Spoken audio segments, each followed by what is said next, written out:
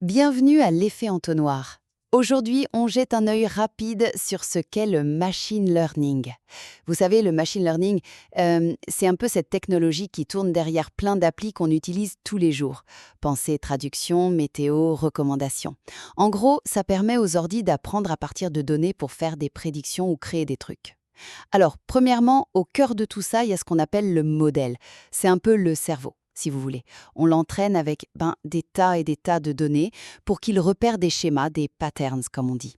Et après, il utilise ça pour faire des prédictions utiles, genre estimer votre temps de trajet, ou même pour générer du nouveau contenu, comme des images ou du texte. Plutôt cool, non?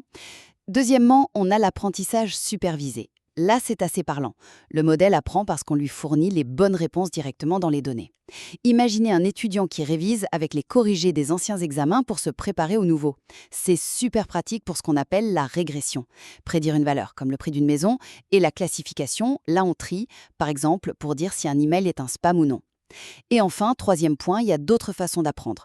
L'apprentissage non supervisé, c'est quand le modèle explore les données sans qu'on lui donne les réponses pour y trouver des structures cachées. Il y a aussi l'apprentissage par renforcement. Là, c'est par essai et erreur, un peu comme on apprendrait à un robot à marcher en le récompensant quand il fait bien.